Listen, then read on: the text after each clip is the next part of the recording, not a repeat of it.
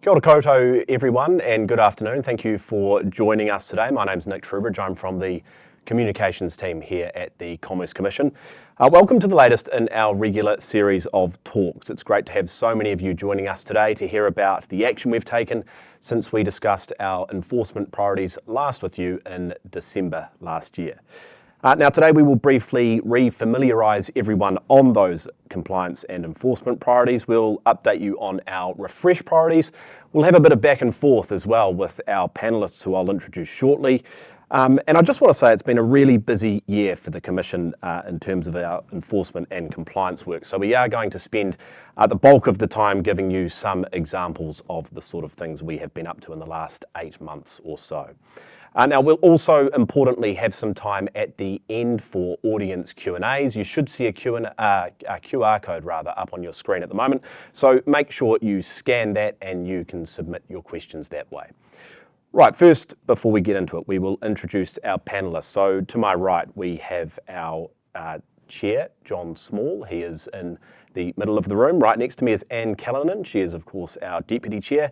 And then at the end of the table, we've got Vanessa Horn, who is our general manager, competition, fair trading and credit. And that's who I will move to first. Over to you, Vanessa. Thanks, Nick, and great to see so many people online with us this afternoon. I just wanted to briefly touch on our priority areas that we released last year. And just a quick FYI why these are our priority areas. You can expect us to take enforcement and compliance action outside of these areas when we do see a need. So this might be in response to issues that emerge from complaints to us or based on our intelligence gathering as well. So these priority areas are not the only areas where you have seen us take action in the last 8 months. So on this slide are our enduring priorities. These are pretty self-explanatory, and we don't anticipate that these will change very often. They underpin our annual priorities and help guide us where and how we prioritise our work. They are really core to us meeting our responsibilities as a competition, fair trading and consumer protection regulator. Cartels are inherently detrimental to the competitive process and can amount to criminal conduct. Combating anti-competitive conduct, including through agreements that substantially lessen competition or misuse of market power, is always something that we will look to prioritise. We also continue to undertake actions that support our broader market and economic regulation functions. This is all about coordinating our work and using the right tools, enforcement or otherwise, to address those regulatory problems that we've identified. We also continue to prioritise product safety issues, particularly those that have a potential to cause harm to children. We also continue to prioritise the protection of vulnerable consumers across all of our enforcement and compliance work. This is really important at a time when Kiwis are facing significant cost of living pressures. It's also worth noting here that when we see harm, we do use our full compliance and enforcement toolkit. That means we're not just about investigations and enforcement, but also engagement, education, and listening to the issues that really matter to people to get ahead of that harm. And then just a quick reminder of those specific priorities that we released at the end of last year. Our specific cartel focus related to the procurement of public services and infrastructure contracts. In non-compete agreements, we were really interested in where those cross the line in competition law terms. Illegal online sales conduct was a key focus as well. And then of course there's been the breaches in the grocery and telecommunications sector, including breaches of the codes under those industry-specific rules. And finally, we chose to focus on motor vehicle finance and unconscionable conduct. That latter being an example of a relatively new prohibition under the Fair Trading Act, but one where we're actively seeking to take action to develop the law. John will now give you an overview of some of our competition work. Yes, thanks very much, Vanessa. Yes, I'd like to talk about 2 cases in particular. The first one is related to Winstone Wallboards, and it concerns their supply of jibboard products, which are well-known input into many building projects in New Zealand. So late last year, the Commission filed charges against Winstone Wallboards in respect of this conduct. We say that the rebates that were given to building supply merchants had an anti-competitive effect and purpose, and that in combination with other discounting practices, this conduct substantially lessened competition faced by Jib Board. Our claim is that this conduct breached both Section 36 and Section 27 of the Commerce Act. So this case is about exclusion from markets, not collusion inside markets, which is being dealt with very effectively by our cartels team, and which Anne will talk about shortly. Exclusion from markets is just as difficult to detect as collusion, and it's often harder to prove. So it's been a priority area for the Commission. We've deliberately invested in our capacity to tackle exclusionary conduct, and this litigation is the first output from that increased effort. We expect that it will provide important guidance on when rebates cross the line and become anti-competitive. So this guidance, we think, is really important, particularly because rebating practices are very common across the economy, and particularly in the building supply sector. We're aware, for example, of quite aggressive rebating in respect of plumbing and electrical supplies. So we think this case will provide some useful guidance in those areas as well. So changing tack now slightly to the world of software platforms.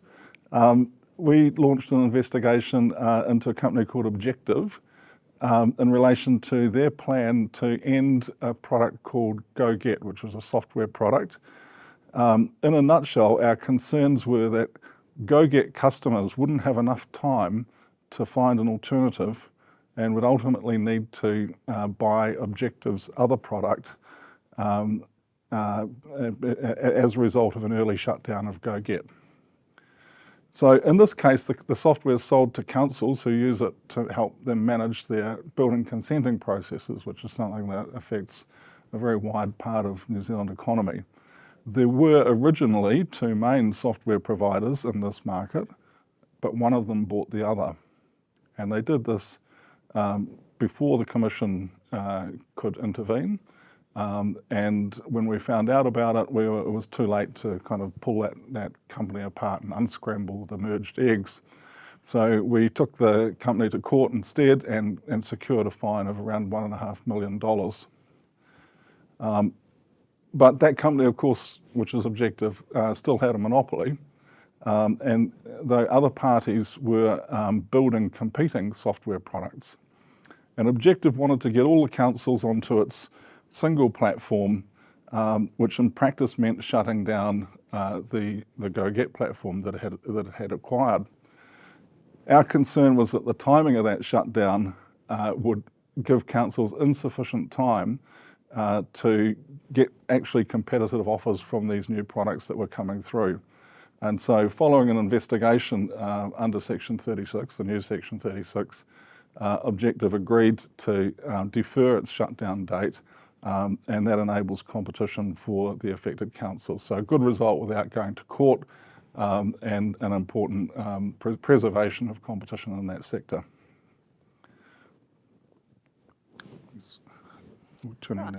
I want to now talk about our first criminal cartel case. This involves a company called MaxBuild, and the prosecution stemmed from bid rigging of two public procurement contracts. One was an NZTA contract for its Northern Corridor Improvement Project, and the other one was a contract let by Auckland Transport for the refurbishment of Middlemore Bridge. And you will have heard Vanessa remind you that one of our specific priorities was cartel conduct in the public procurement space, and this is an example. We have obtained a guilty plea from MaxBuild Director Manish Kumar. Mr. Kumar was fined $500,000 and sentenced to 6 months community detention plus 200 hours of community work. The judge's sentencing comments highlight the seriousness of the offending. Her Honour characterised what took place as a deliberate and concerted strategy to rig bids for financial gain, striking at the heart of business confidence. The judge said that had it not been for the mitigating factors, a prison sentence of 2 years and a penalty of $1 million would have been appropriate for Mr. Kumar.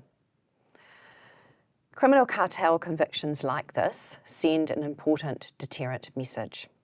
But I'm sure that you will agree that prevention is better than cure, and that's why we have, in conjunction with this case, continued our education outreach work with construction businesses both big and small to reduce the risk that cartel conduct in this area occurs in the future. Now turning to upcoming cartel and non-compete cases. This slide concerns two matters where we have made enforcement decisions, but where we have not yet made public announcements, although those will come shortly. First up, real estate agents. We've decided to take enforcement action against a number of companies involved in the residential real estate sector. The conduct here involves cartel conduct, price fixing. What I can say about this case is that they're significant real estate businesses who, in our view, ought to have known better than to agree the price for their services. Buying and selling your house is a major transaction for most Kiwis, and they should be able to trust that there is no collusion between real estate agents with competing for their listing business. The second case I want to mention involves anti-competitive conduct based on non-compete agreements, which Vanessa has noted was one of our specific priorities. We've recently decided to take civil enforcement action against two companies for agreeing not to compete for customers as part of their respective business models. And just a final note on cartels, we continue to get a steady stream of leniency applications coming to us in this area, and we've had organisations involved in public procurement contact us with concerns. Thank you for reaching out to us on this. It's really important that we hear from you if you have concerns, and we will investigate. And we've also had further leads through our new anonymous reporting tool. So I can be saying with some confidence that there'll be more to report in the cartel space in the coming year. Great, thanks, Anne. So just moving on to some of our consumer work as well, picking up that illegal online sales focus that we had in our priority areas. So we filed criminal charges against HelloFresh New Zealand, alleging it misled people in cold calls used to reactivate customers who had previously cancelled the food delivery service. We found that HelloFresh customers were offered a discount voucher without it being made clear to them that acceptance of that voucher would reactivate their full subscription to the services. The investigation started after us receiving a really high number of complaints about HelloFresh sign-up, their cancellation and their reactivation processes by people who didn't want to reactivate their accounts.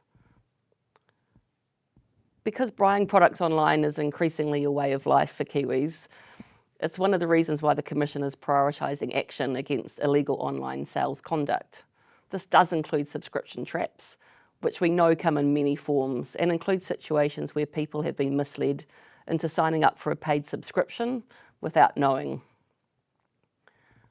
With subscription services becoming a lot more common, the way that people are being signed up to these ongoing service contracts and their difficulties in cancelling their subscriptions are things that the Commission is worried about.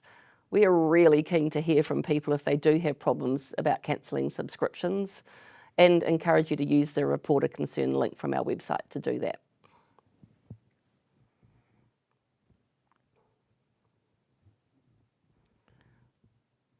The other two cases I want to touch on under the Fair Trading Act, the recent action with Jetstar and Kiwi Rail in Te Rālanda.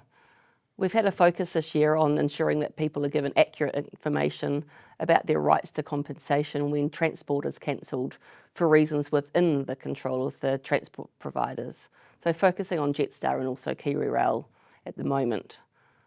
We know that cancellation of travel can be really stressful and costly, and it's important that people's rights to compensation in these situations are explained really carefully, clearly and accurately at the time when the cancellation occurs.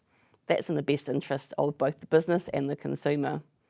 So late last year we filed charges against Jetstar under the Fair Trading Act, on the basis that it had misled people about their rights to compensation when the flights were delayed or cancelled for reasons within Jetstar's control. So these were not weather-related events, but where there were mechanical or staffing reasons that prevented Jetstar flights from flying. Jetstar has pleaded guilty to the charges. The court has yet to decide the fine, and we understand that will be happening on Monday morning next week. Importantly, Jetstar has agreed to compensate those impacted customers, and of course have also fixed all their communications and systems that this misleading information had occurred within. As for Kiwi Rail, it cancelled a number of ferry sailings, again due to mechanical issues or staffing issues, which were preventable and so within their control. Again, it advised customers that they weren't entitled to compensation when that wasn't correct, and those customers were entitled to get some refunds. In this situation, we accepted legally binding commitments, enforceable undertakings from Kiwi Rail to compensate those consumers impacted by those cancellations. Also, really importantly, Kiwi Rail has also agreed to improve consumers' rights to compensation in the future for similar problems, and again have fixed up their communications and systems to make sure that that will happen to customers in the future as well, which is the sort of thing that we love to see from these big New Zealand companies. Yeah, thanks, Vanessa. That was a great result with both Jetstar and Kiwi Rail. Now I want to just touch on another example, Noel Leeming. Noel Leeming is a well-known trader. It's part of the Warehouse Group, and we've recently filed criminal charges against the company for what we believe are multiple breaches of the Fair Trading Act. Noel Leeming had previously been one of our most complained about traders, and we were concerned about a range of issues that had been raised with us. We believe that Noel Leeming's price promise advertising had many limitations and conditions which weren't made obvious to customers and made price matches difficult to obtain in practice. We also believe that Noel Leeming gave incorrect and misleading information about people's rights under the Consumer Guarantees Act when they complained about faulty products. And we filed charges relating to promotions where advertised products, the price for advertised products was different from what they could be purchased.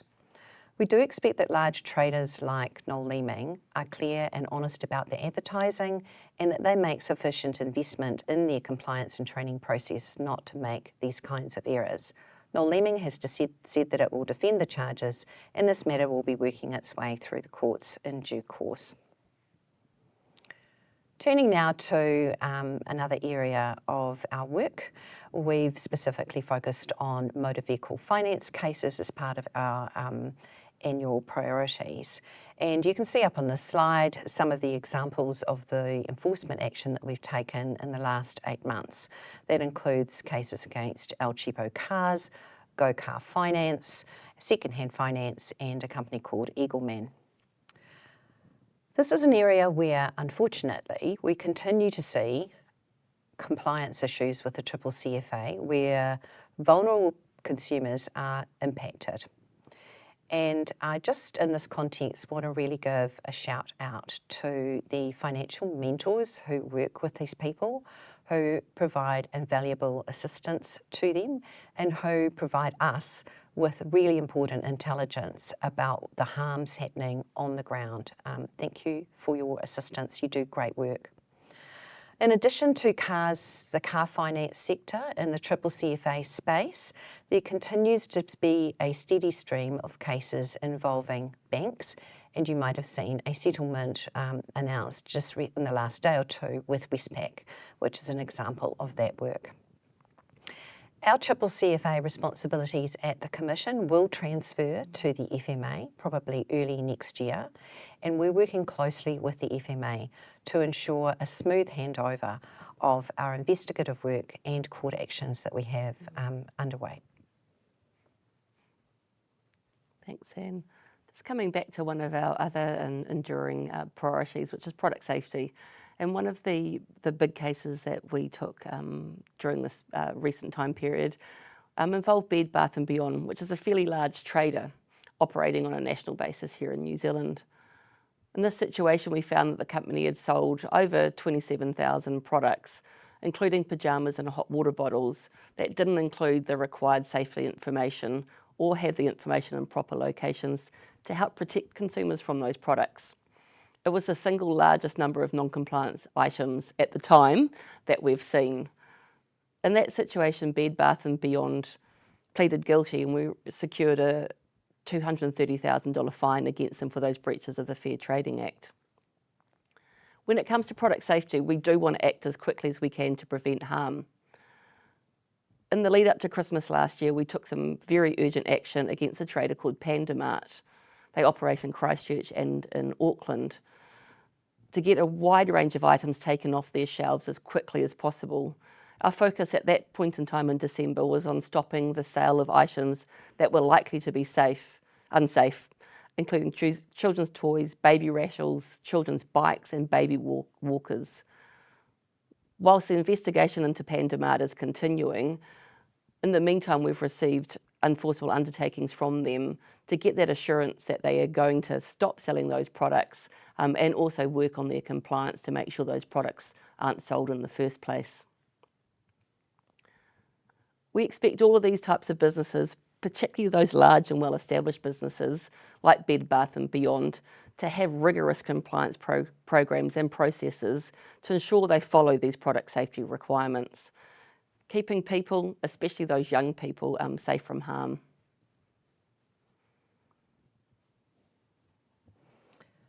Just turning to the telecommunications case study up on your screen involving 2 degrees. In the marketing world, the word free has real pulling power. And in our view, it's one of those words that has to be used accurately. We took a case against 2 degrees for misleading claims that its Aussie business roaming was free or at no extra cost. 2 degrees advertised that the other guys charge for Aussie business roaming, we don't. But in fact, customers would be charged for business roaming after 90 days, and after that they'd be paying $7 or $8 a day for their roaming. We took this case because we believe consumers of telecommunications services need to have accurate information about the cost of that service. And also, 2 degrees competitors should not be unfairly disadvantaged by these types of misleading claims. 2 degrees was fined $325,000 for breaches of the Fair Trading Act for these misrepresentations. And now across to another utility sector, the electricity lines sector. A few months ago we negotiated refunds amounting to $16.9 million after an accounting error by South Canterbury-based Alpine Energy caused approximately 34,000 people to be overcharged for their power between 2015 and 2024. The Commission also required the company to recognise the harm the error had caused to the local community, and in that respect Alpine Energy paid a further $1.5 million targeted at energy hardship. So this could have included, for example, financial assistance to vulnerable consumers facing difficulty in paying for energy services.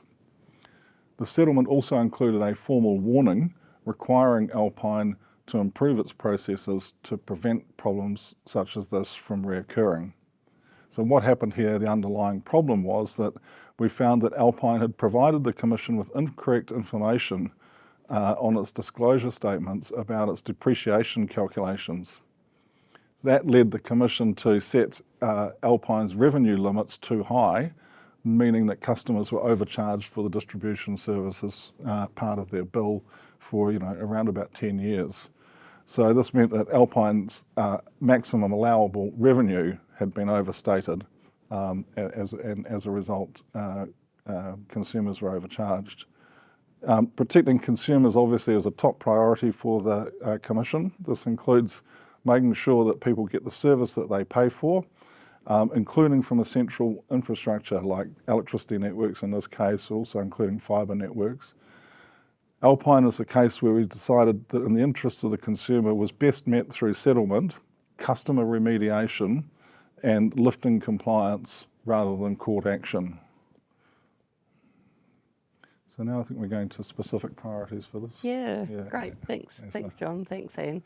So just to cover off our refresh specific priorities for 25-26, we still think we're on the right track with these issues and there's more to do. So we've decided that our specific priorities for 25-26 will largely remain the same with some minor adjustments. A couple I want to touch on today and specifically are the telecommunications sector, where we will be prioritising taking an active role in monitoring and working with the industry to ensure the technology transitions that we all see every day are focused on people. So one of the things that we have specifically identified this year in these specific priorities is the 3G shutdown. We want to ensure that people are receiving accurate information about the impact that that shutdown is going to have on their telecommunications access, and that retailers and businesses are also doing the right things to support that informed transition period. In relation to the grocery sector, our specific focus will be on actions that promote competition, for example, in the wholesale market, and in conduct under the supply code that is not in good faith. We've also broadened a couple of our other focus areas. So motor vehicle dealers also includes the Fair Trading Act as well as the CCCFA. We've removed non-compete agreements. While these are we've still got some investigations underway, we feel that our work in this area can come off the specific priority list and be dealt with under our enduring work. Again, so while these are our specific priorities for 25-26, we are still alive to new issues and activity that has the potential to harm people, consumers and businesses. And our message to you is, if you see that harm, can you please let us know, and we will be able to act where we can. Thanks very much for that, Vanessa, and to Anne and John as well. Right, as we set up the top, we're going to have a little bit of a panel discussion now, a bit different to how we normally do things, but we're going to give it a go. Now, vulnerable consumers, we mentioned those right up the top. Vanessa, they're an enduring priority that we haven't covered yet, but could you tell us what stands out in terms of cases there? Yeah, so I think I'd like to touch on sort of the ongoing cost of living concerns that the Commission does have. And one of the areas that we do still see quite a lot of, unfortunately, is vulnerable people borrowing money. And, you know, we've had a couple of situations recently with irresponsible lending, when, you know, people are, you know, operating outside the law. And whenever we see things like that, it's a little bit like product safety. We really try to take action as quickly as possible to stop that harm from happening. So these are lenders that are operating outside the parameters of the law. You know, people are borrowing money or buying things on credit when they can't afford to, things like that. So one of the most recent examples we've come across where we've actually filed some criminal charges. It's against a company called Nane Easy Loans, based out in South Auckland. We found that this company was providing personal loans illegally, mainly into the South Auckland Tongan community. And people who were borrowing from this lender were already under significant financial pressure. Lots of them were under low incomes. And so that type of lending was having a massive impact to them and their families. Some of them couldn't pay their rent on time. And so we wanted to stop that behaviour as quickly as possible. And we filed criminal charges to stop that action from happening. Another one that you might have heard about is law debt collection. And this was this example when people were overstating what they could do when they were trying to get back debt that they were owed.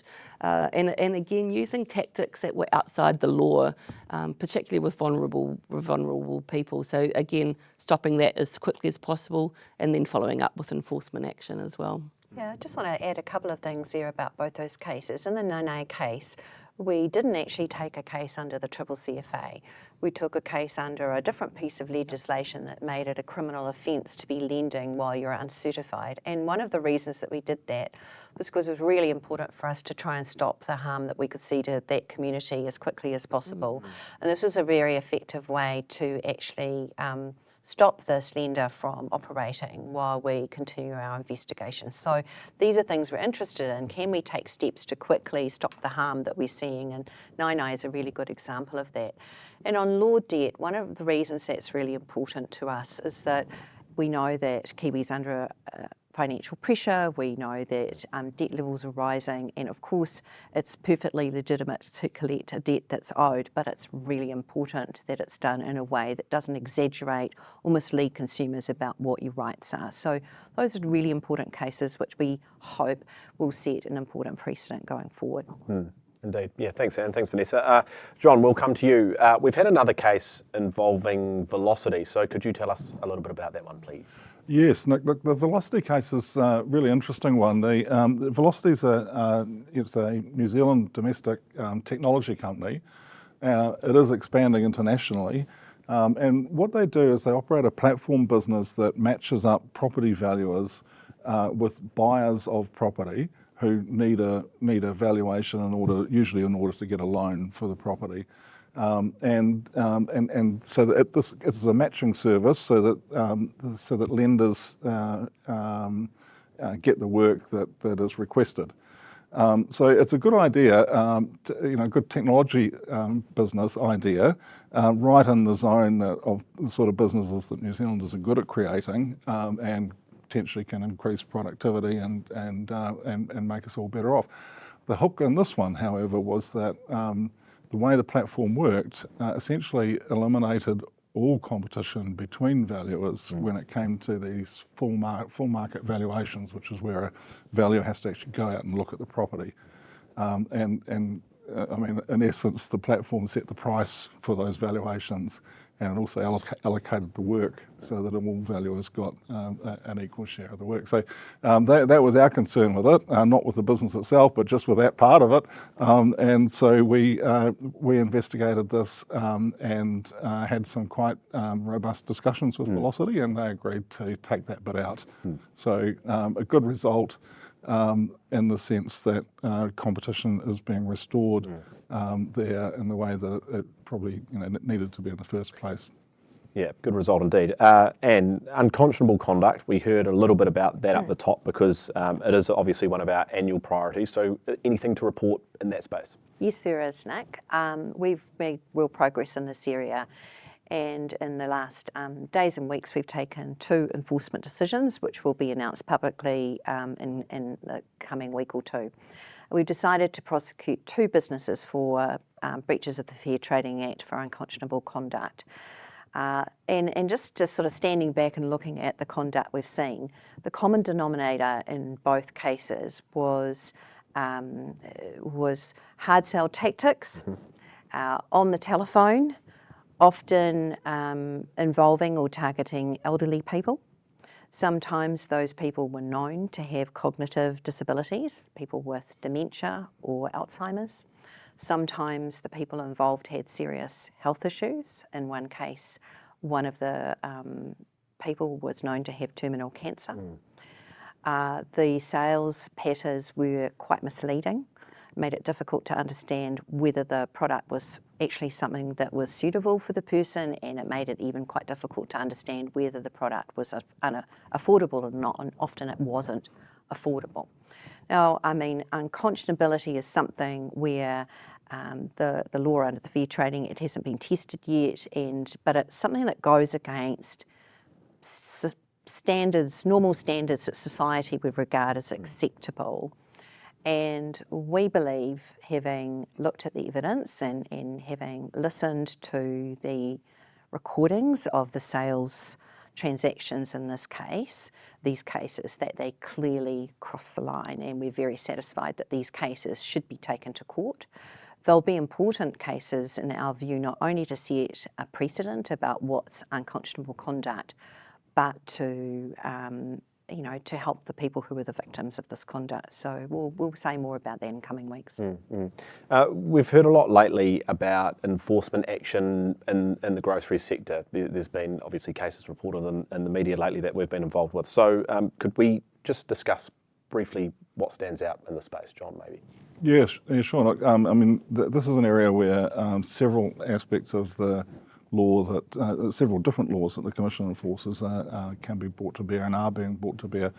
Let me just, before I talk about the one particular case, give a bit of a shout out to Consumer New Zealand, who are really very helpful to us in this space. They provide us a lot of information and they do really good work there. So thank you, Consumer New Zealand. The case I want to talk about is one that was announced recently, and it's yet to be filed in court, but the basic facts have been announced. And it's against Foodstuffs North Island and Gilmore's, which is an associated company of Foodstuffs. So as many people know, I think in the grocery sector, there's been a problem, a long-standing problem with fear of retaliation. Suppliers are worried. Sometimes they're too worried to come and complain to us about conduct that's happened because they're scared they're going to be retaliation. So this case really, I think, I'm hoping will help to address some of that issue. In particular, what happened here was a moderately large supplier who had quite a lot of business with Foodstuffs and Gilmore's decided to sell direct to a customer who also had quite a bit of business with Foodstuffs. And when Foodstuffs and Gilmore's found out about that, they persuaded the trade to be rerouted back through them. And we say that this breached the cartel provisions of the Commerce Act, and we also say that it breached the Grocery Industry Competition Act. So we think this is an important case. We think we've got a strong argument, and we hope it will give other suppliers a degree of confidence to come forward. Yeah, I just want to chip in here just on the point that John just touched off on. The case that John was talking about is also going to test what good faith means under the Grocery Supplier Code, and that will be the first case that tests that. So again, a really important case for us to be taking forward. But also in this space, we've filed criminal charges against a couple of pack and saves, one in the North Island, one in the South Island, for inaccurate pricing and misleading pricing conduct. Both those franchises of Foodstuffs have pleaded guilty to the charges, and they will be sentenced on the 4th of November, so we'll have an outcome of that case quite shortly. We also filed charges against Woolworths for misleading pricing conduct. Woolworths has pleaded not guilty, so that case will be wending its way through the courts. But look, just to sort of put all of this in context, what we're trying to do with this work is to improve standards of pricing accuracy at the checkout.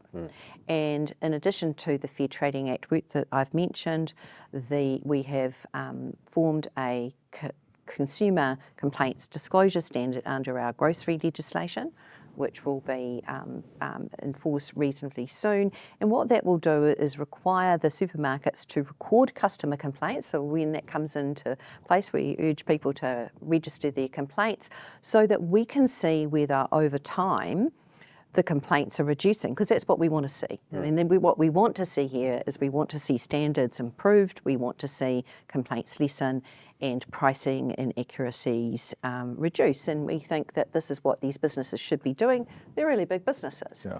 We spend billions of dollars with them every year, and we think they should be interested in what consumers say and in getting pricing right. So we're hoping that these initiatives combined will see a real improvement in that area. I want to ask you now about how the Commission is actually getting out there and talking to people. So could you tell me, someone on the panel, a little bit about the sort of engagement work you're doing, but then once you've done that engagement, what you're doing with the knowledge you've gathered to actually sort of get ahead of the harm, get in front of things before they occur? Yeah, perhaps I can pick that one up to start with, Nick, but I think Vanessa might have something to say on this as well. Look, this is an area that we're I think, improving on.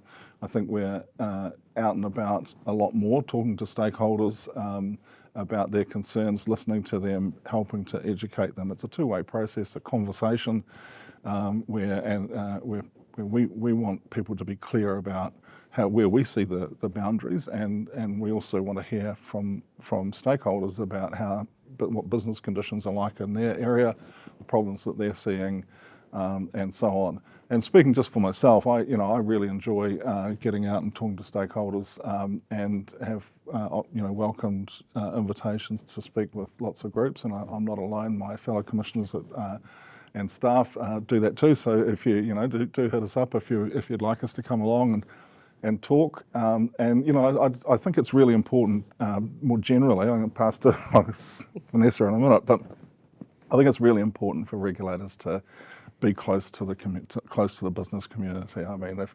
that's where the fast action's happening, and we can't be good regulators if we don't understand what's going on. So that's kind of why it's so important.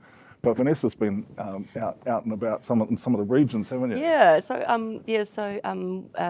one of our associate commissioners and I, Nathan Strong, spent some time in Hawke's Bay recently with the business groups there, and we're heading to, I think, Nelson, Waikato and somewhere else as well. And a great cross-section of business people came to the discussion in Hawke's Bay. And, we gave them sort of a general overview about what the Commission does. We talked about these enforcement priorities like we did here. And then I think we spent about an hour just with a really general Q&A about the things that they were interested in businesses. It was the day after the surcharging ban had been announced, so there was a lot of conversation around that. There were a lot of conversation about our role in the energy sector and electricity, a lot of interest in our role with water, and then a lot of interest in things like Anne's been talking about as well, about pricing integrity and things like that. I think the other one that I just wanted to highlight is myself and one of our senior solicitors spent some time with the New Zealand Franchise Association recently, talking to them about unfair contract terms. It was an incredible day again in Hamilton. The Franchise Association have plays such a big role now in the New Zealand business economy. And I think we had 80 people on a Sunday morning who were interested in hearing from us about what we thought about unfair contract terms for them as an industry, because they wanted to raise the bar as high as they possibly could for the businesses and consumers. It was great. It was really, really good. Yeah, thanks, Vanessa. Now we'll stick with you, Vanessa, because obviously one of the I suppose things we've sort of tried to get across today is there are other areas of concern outside of our priorities. So, and some of them haven't been highlighted. But can you go over sort of a list of other areas? How much time have we got, Nick? So I guess one of the things is that the Commission receives about 18,000 general inquiries and complaints every year, the vast majority of which are potential breaches of the Fair Trading Act. So some of the things that aren't highlighted in our specific priorities that we are really, really watching at the moment include things like third-party platforms, so linked to that online sales conduct, of course. We're also really keenly aware of where consumers and businesses are in relation to environmental claims and greenwashing. So again, encourage people to let us know where they've got concerns in those areas, as well. Yeah. And of course, unfair contract terms, I think, UCTs. So again, not our specific priority, but we are aware of that unfair contract terms, particularly in massive contracts, have the potential to cause so much harm to consumers. So again, a focus where we can find them and where we can get ahead of that harm indeed. John, one for you. How would you describe the Commission's, I suppose, appetite for risk at the present time? Yeah, this is a question that comes up quite a bit, actually, Nick. I think we have got an appetite for risk, but we're quite careful about how we calibrate that. The board's got an explicit statement.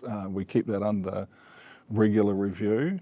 There are some areas where we absolutely need to get things 100% right, but there are also plenty of areas where we're willing to chance our arm more than we previously have been, and because we can see that an example, for example, is using our voice in areas where there may be not a breach of an act or litigation to be considered, but we can see the potential for improved competition, and so we're pretty willing to talk about that. In relation to litigation itself, obviously, we won't bring a case unless we're confident that we've got enough evidence and good reason. That's part of being a model litigant. But on the other hand, we're not going to shy away from the tough cases, and I think you can see the Winstone Wallboards matter, for example, has got the potential to be quite a long and a large case, and so we're not afraid of that. And we're also pretty focused on behaving appropriately during the conduct of litigation. So when it comes to settlements, we're very focused on getting good outcomes. Yeah. Now, Minister Willis, we know recently she received a petition from Consumer NZ, and she sort of mentioned after that changes to penalties under the FTA. So could one of you give us your view on that, and perhaps? Yeah, sure. I'll jump in here.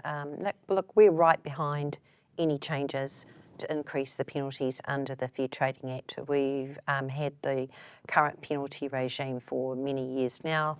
And we would be in favour of moving to a civil pecuniary penalty regime for misleading conduct, ideally with the option to do criminal prosecutions if necessary. But moving into a civil regime with much higher penalties would align us with the Financial Markets Authority, which has a sort of a parallel jurisdiction to take cases for fair dealing, which is like fair trading. It would align us with the regime we have under the Commerce Act and align us with Australia. So that's where we would really like to see things go, because as matters stand, we don't always get the fines that we believe are sufficient to deter the kind of conduct that we're seeing, and so it's a really important tool in our toolkit to have, and hopefully that tool will be sharpened. Yeah. Just to add to that, we've taken a couple of appeals in recent years against penalties awarded under the Fair Trading Act, arguing that they're manifestly inadequate, and got good commentary from the bench about things like this can't just be a cost of doing business. This actually has to sting. Yeah.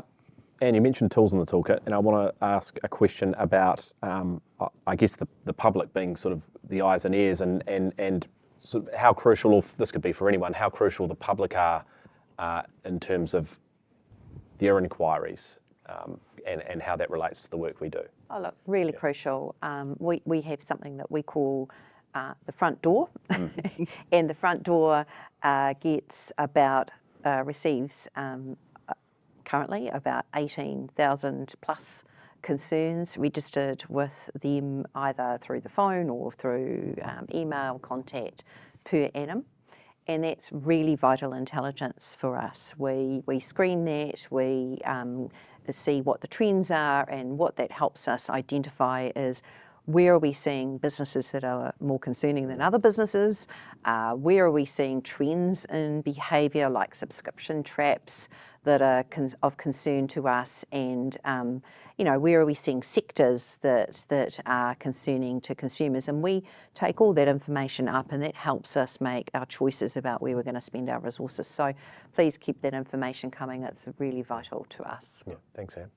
Okay, thanks everyone. We'll move quickly now to some audience Q&As. As promised, we said we'd keep plenty of time for those at the end. So let's start with, this is a fairly broad one to begin, and I'll throw this to the floor, but for anyone to take, what consideration are we giving to conduct by electricity and gas retailers currently? A big broad question to start. Who wants to attack it? Probably all could, but John, you go first. Look, I'll have a go. We do receive concerns from what we were just talking about through the front door about these retailers. We triage those and follow them up. In those sort of processes, we're generally looking for trends. So if one or two people are complaining about a particular thing, then we note it. But if there's a gathering trend, then that's something, and evidence of something that's more concerning, and that sort of works its way through our prioritisation process. I suppose the other thing to note is that with our competition hat on, we're very interested in promoting competition in this area, and we're aware of, we've been on record recently of talking about some quite disturbing conduct that's been reported to us in that space, where again it's this sort of fear of retaliation point has come up. So we've expanded our whistleblower, our sort of anonymous reporting tool to take account of that, and we're more generally we're working quite closely with the Electricity Authority to try and promote more competition in that space. Another one. On whether there's still scope for constructive engagement by the Commission with parties on a suspected issue prior to deciding to formally launch an investigation. Yep, I think there always would be. Yeah. I mean, look, we don't want to waste anyone's time, and we are always willing to hear from people about issues. And we don't want to spend time on investigations that aren't worth our time. So I would think there's always an opportunity to have those discussions. You should appreciate, though, that our role is to independently and objectively investigate something, and sometimes that means that we won't always agree with the party we're investigating, right? So that's part of the role, but we will listen and deal with people fairly. Yeah, and unless there's some reason, good model litigant reason to be secretive about it, we, initial inquiries, pre-investigation would often involve going to the parties and putting things to them and saying, "Is this, what have you got to say about this?" So, and if you've got concerns about this in particular, you should just come and talk to us, pick up the phone. And I think, sort of picking up on some of the themes that we've talked about today, when you do get in touch with us about those things, let us know about what you're doing to remediate consumers that might have suffered harm. What are you doing with your compliance systems? What's happening, sort of behind your scenes with your contracts as well. The more of that type of information, you've probably picked that up today from us. That's what we're really, really interested in is, have you addressed the harm, and that will help us decide about how and what we investigate as well. Yeah. Sort of an engagement-related question. How much do you work with your counterparts in other countries on competition and consumer issues? Well, quite a bit. Quite a bit. Sometimes there's joint matters. A global merger, for example. Sometimes there's situations where other agencies have looked at this previously, and we might call them up and talk to them. We go to international. We have little clubs of regulators that get together on certain matters.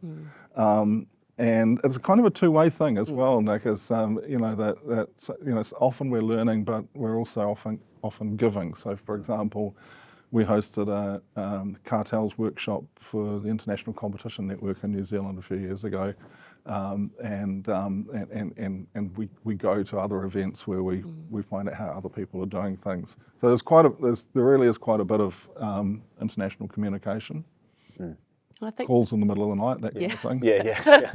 And particularly with our counterparts in Australia, the ACCC, I think, and actually even with the OECD, our staff from the Commission seem to have ended up around the world, which is actually great for us here in New Zealand because we've got easy connection points. But with the ACCC, we often have business concerns in common. Often some of these businesses are operating on both sides of the Tasman, so we do talk to each other a lot, and it's helpful to sort of see the trends coming as well. Yeah. A sort of practical question here, I guess. How do I know what information you guys, being us, need? The Commission, I should say. What information the Commission needs if I want to make a complaint? Can I I'll take this one, yeah. So, two ways of doing that is either calling our call centre 0800 number, but actually our online web form is great now. It will take you through the process and the types of information that we need. And we've recently put out a little video to help people understand what the sort of things that we need are. So, what I always say is keep receipts and take photos because often it's a point in time moment and when you are sending us something, anything like that you can give us to sort of give us a bit more evidence or insights about what you've seen that you're concerned about, it makes our life easier. But the online form takes you through that. It goes straight through to our screening team.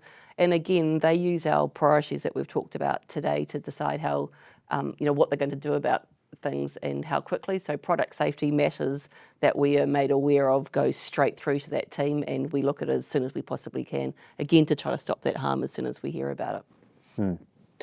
A question about advice and whether there is an advice line for businesses not to give advice, but to offer guidance as to what legislation or regulations to look at if they are unsure about their obligations. Yeah, we've got quite a bit of guidance on our website about various things, and so I would say our website is probably a good starting point.